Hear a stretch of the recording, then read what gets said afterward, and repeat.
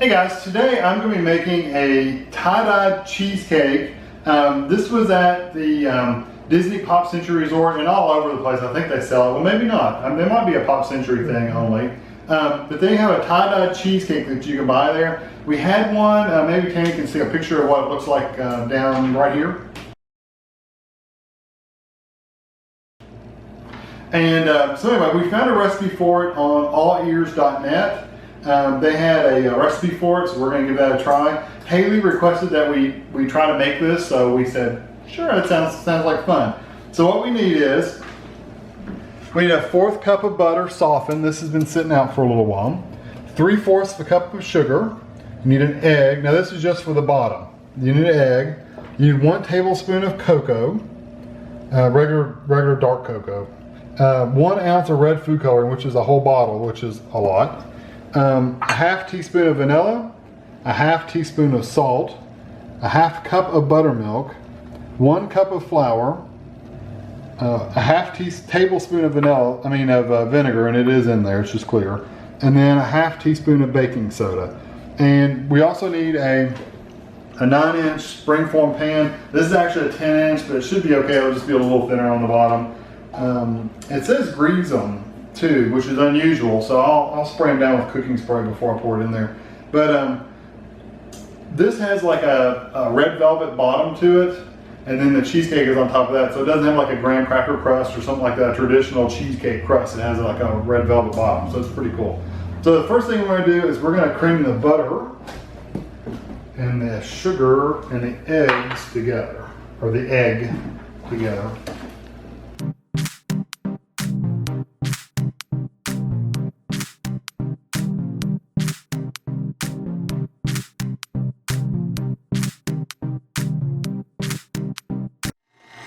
You're supposed to cream them together, so it shouldn't be too liquidy.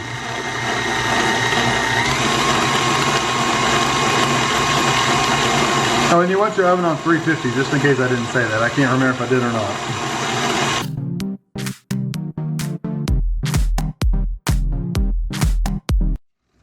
Okay, the next step, that looks pretty creamy to me. The next step is to take your cocoa and your red food coloring, and you're going to actually mix them together and make a paste out of it. So this should be interesting.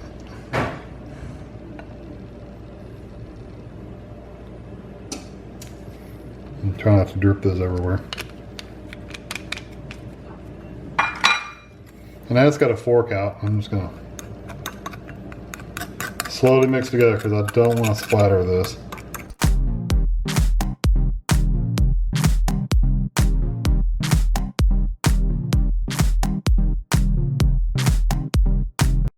Take this and put it into our creamed mixture.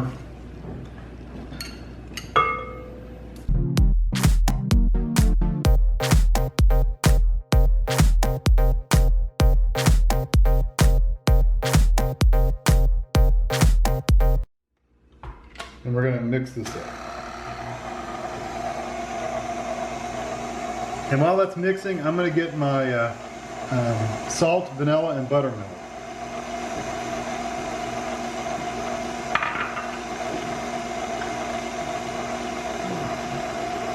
And I'm going to take, again, while that's mixing up, I'm going to turn it up a little higher. I'm going to take my buttermilk. It says just mix your vanilla and your salt into your buttermilk. I'm just going to pour it in there.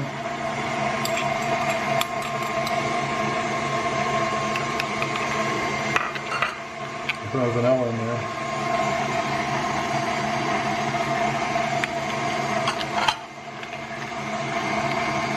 And you alternate with this and flour. So I'm assuming you put a little bit of this and a little bit of flour.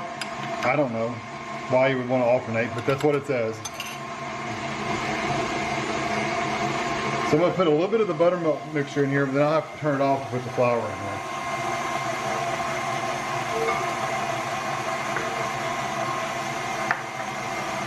So I guess I can use a spoon.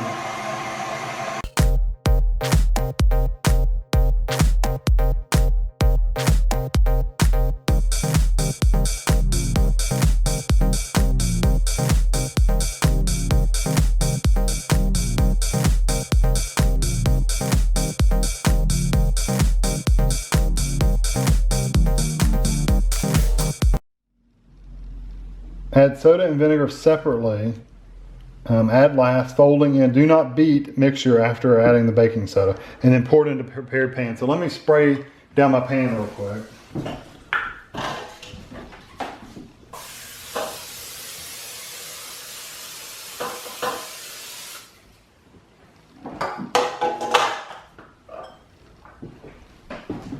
Okay.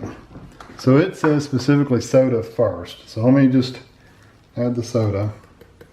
And there's so little there that it's almost amazing that it does anything, but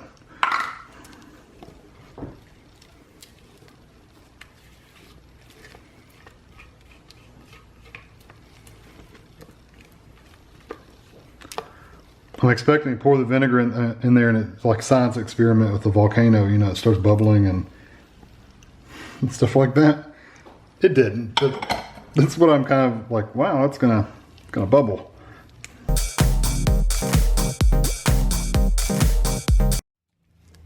Okay, so we're gonna pour this into this pan, and I'll do it right here.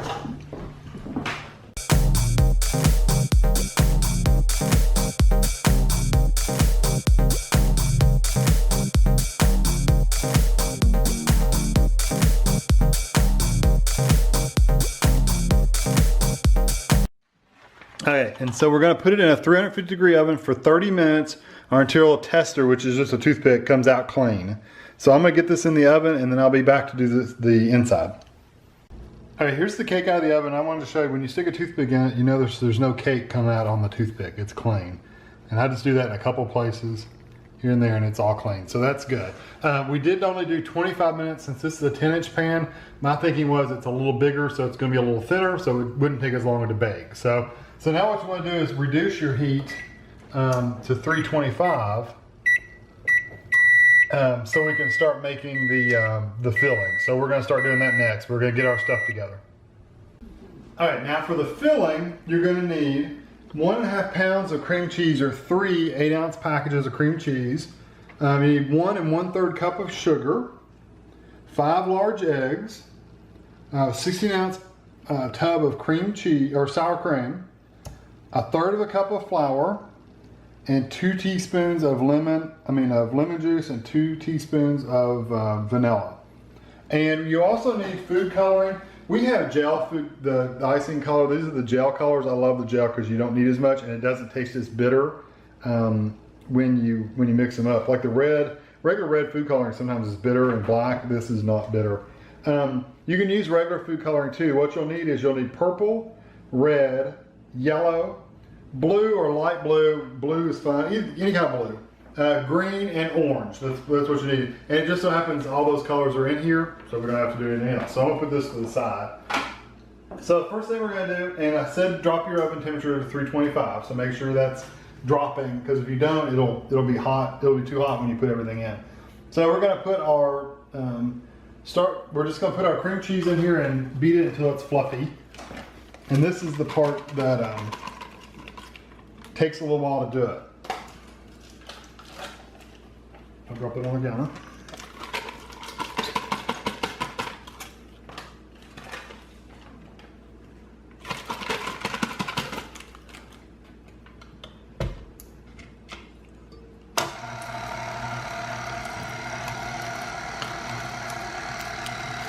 I always start on kind of low, and then I'll work my way up a little bit.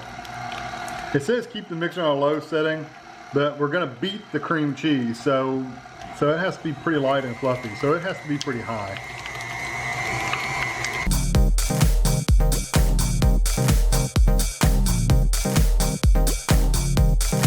Okay, that's pretty good and creamy. So the rest of it specifically says to keep your mixer on a low setting, so I'm considering that low. I did scrape down the sides of the bowl once while we weren't taping. So now we're going to add our sugar a little bit at a time and continue beating until it's creamy. So I really think you just want all your sugar kind of incorporated, and I probably will have to scrape down the sides one more time with this.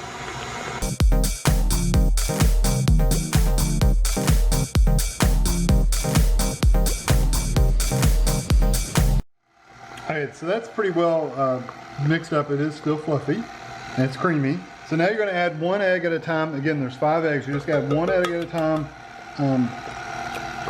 And you just mix it really well after each egg. So you just kind of let that get incorporated before you add another egg. It looks kind of gross. A little slimy.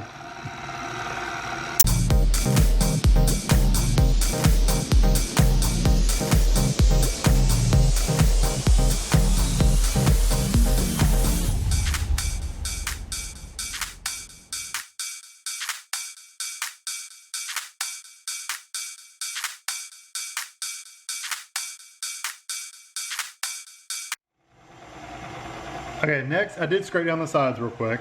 So the next thing you want to do is add your flour a little bit at a time. Just slowly add it in because you don't want to make a big puff of flour flying up in the air.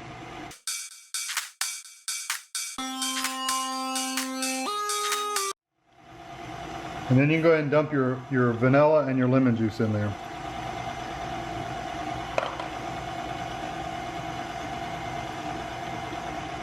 And just let that get good and mixed up.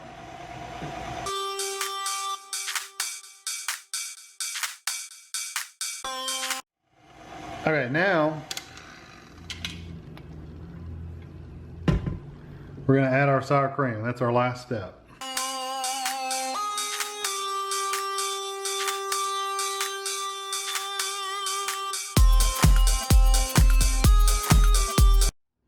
Okay, and this is the last thing. It just basically says you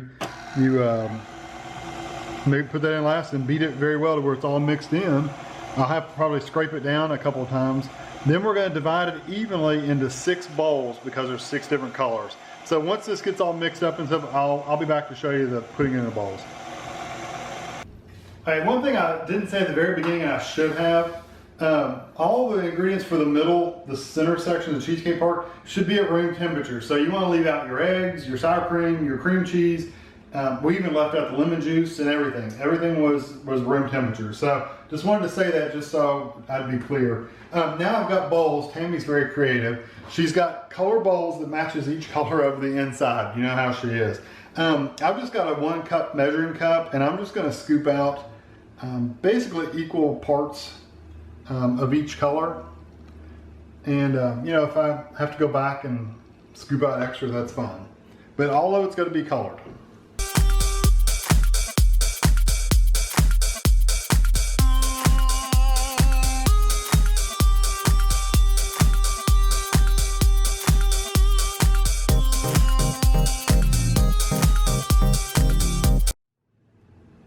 Do you think it's going to end up being about 2 cups per color? Maybe a cup and a half.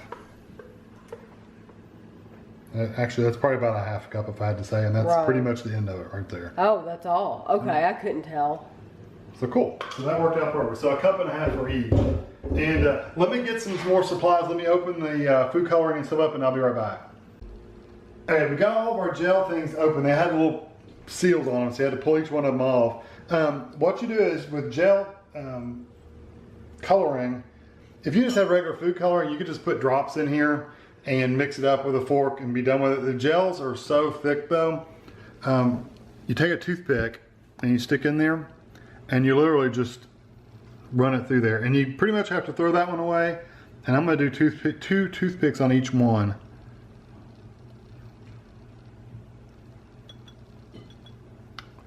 So that's the purple.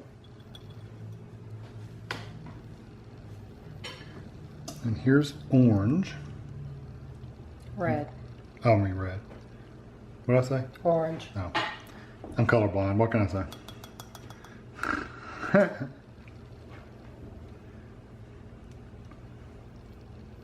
Wish I get a little hunk out of there. There we go.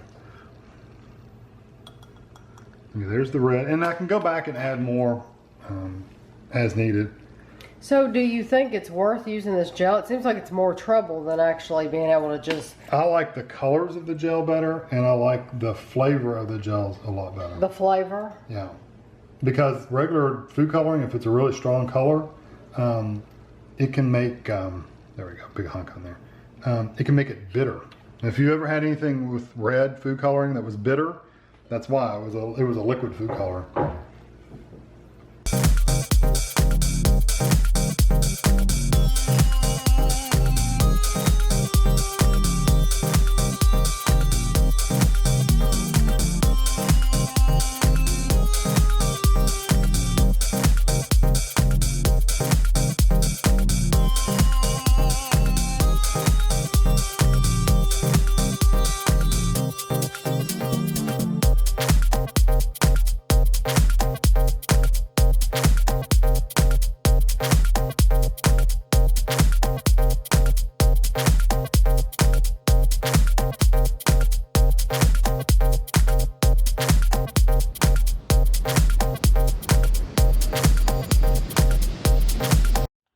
get this stuff all over your hands too, so you might want to wear gloves if you're worried about it.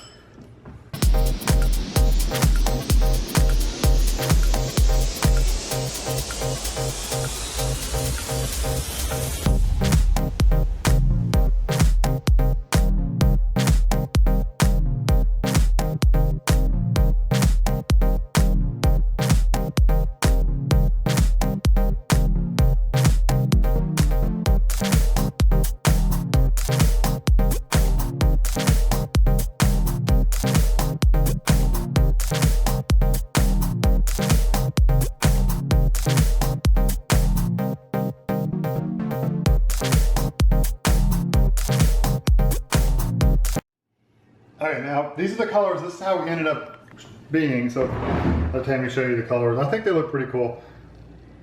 The purple is more of a violet than a purple, but that's okay. I've got 6 spoons, some good sized spoons, not huge spoons, but good sized spoons. And what we're going to do is we're just going to take these and put a good sized spoon of batter on the cake. And I might do 2 since my spoons are kind of small. But you want to make sure you get all the colors in there.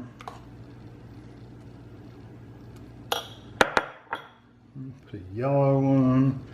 Put the yellow over here. I'll put the yellow go in there a little bit. I mean, you know, you can, it's tie-dye. You can do whatever you want to.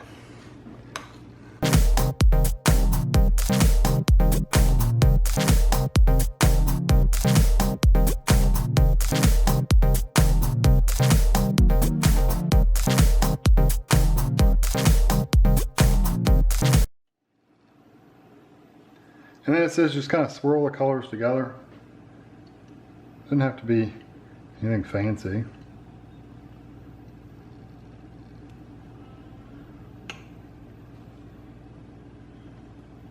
That's pretty. I'm just gonna lay it right here. We might drip a little on our cabinet, but that's okay. And then I'm just gonna do another layer. I'm just gonna put a big old blobs. I might go ahead and try to finish it out. Well, I could probably do a 3rd layer.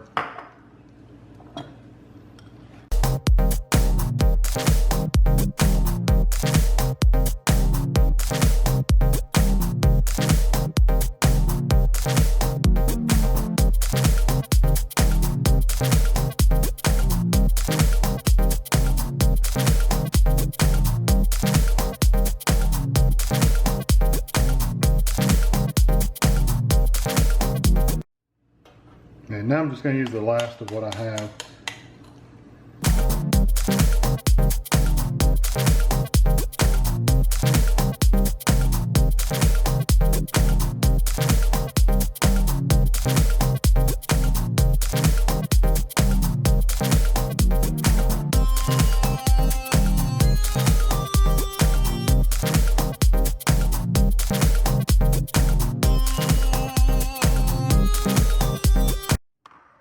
Let's give it one last swirly do. I think it's pretty tie-dyed though. I don't want it to muddy the colors though, so I don't want to do too much more. That's pretty cool looking actually. So now it goes in the oven for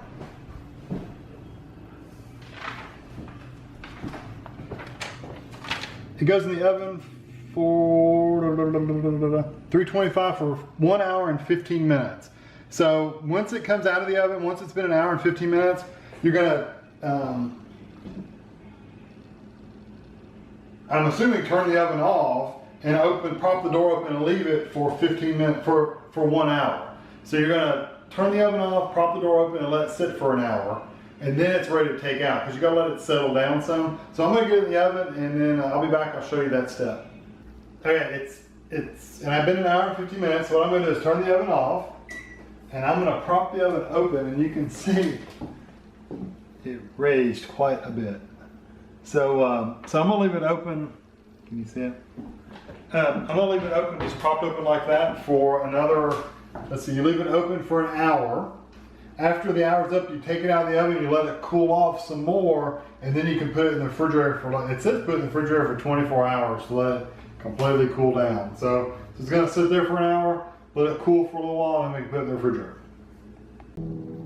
Daddy's mowing, so I'm gonna step in and help him out. This has been in the oven sitting open for an hour, and I'm just gonna take it out. It did crack in 2 spots, but that's okay.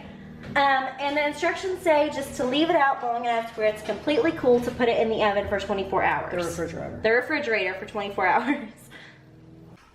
Okay, the pan is cooled off now to where it actually be put in the refrigerator. So I'm gonna, make sure there's no butter on the bottom. I'm gonna put this in the refrigerator and let it cool until tomorrow night. It has to cool for 24 hours. I guess it's let it set and everything. But it did crack, which is kind of disappointing, but that's okay. It's gonna taste the same. Once you cut it, I think it'll be pretty anyway. So anyway, I will be back to let you know what it actually tastes like. Okay, it's been in the refrigerator for 24 hours, so I'm just gonna take it loose. And I didn't see any sticking around the edges, so I didn't have to run a knife or anything around it. I don't think it was sticking. Now that I say that, there we go.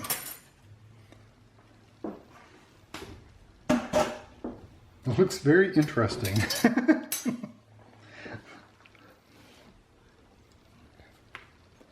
Alright, what I usually have to do is get a spatula in here. But this is cake, so.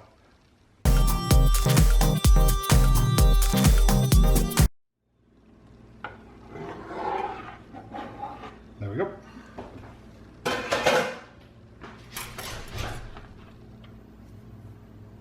Okay. In particular area you want cut? No, just go for it. Can you cut it along that slit in the middle so that yeah. Like right here? Yes.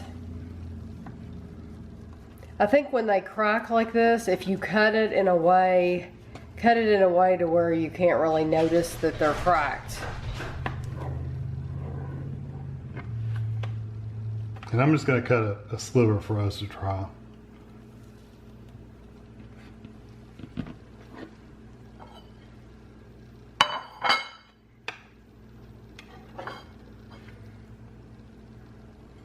Oh, That's pretty that cool. looks really good. Okay, here we are. Now we're going to try a bite. Go ahead.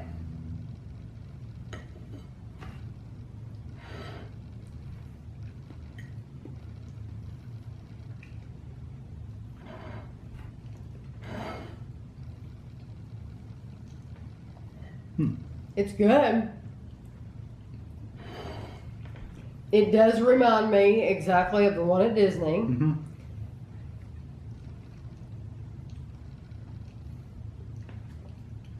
There is more cake. Mm-hmm. But the flavor of the cheesecake itself is very close to just a traditional cheesecake. Yes. It's just pretty. It's cheesecake. It's pretty cheesecake. I think I like the cheesecake better than I do the red velvet. Really? Let me taste the red velvet by itself, because I thought I liked the red velvet. That is not a sweet cheesecake though. I like the red velvet, but it's dense. It's very dense, and I thought it was a little dry. Well, it has been in the refrigerator uncovered That's true. for 24 hours. And it didn't say to cover it up. Mm-mm. No, the red velvet's good. I like both. I like the cheesecake too. It almost requires you to eat both of them together, honestly. I think so, because the cheesecake gives the red velvet the moisture that it needs. And the red velvet gives the sweetness to the cheesecake, because the cheesecake is not a really sweet cheesecake. Right. It's more just a cheesecake. So combined, They make it's a a good really connection. good. Yeah. So if you have somebody in your life that loves cheesecake and loves color and all that, this is fun. Or surprise them if you guys like Disney and they've had this before. Maybe they really Yes. like it at Disney. Try this out. Yes, if you've had this at the Pop Century Resort, that's where we always stay. We love it. And so I will put a picture of that at the end so that you'll see theirs and ours. It was a good cheesecake though. So, and you said where you got the recipe? I will all put layers. Yeah, and I will put the link to where we got it below in the description. So if you're interested in making it, you can get all the measurements there. So hopefully you enjoyed this. It was a little something different. And thank you to Haley for suggesting we do a tie-dye cheesecake. So thanks for watching.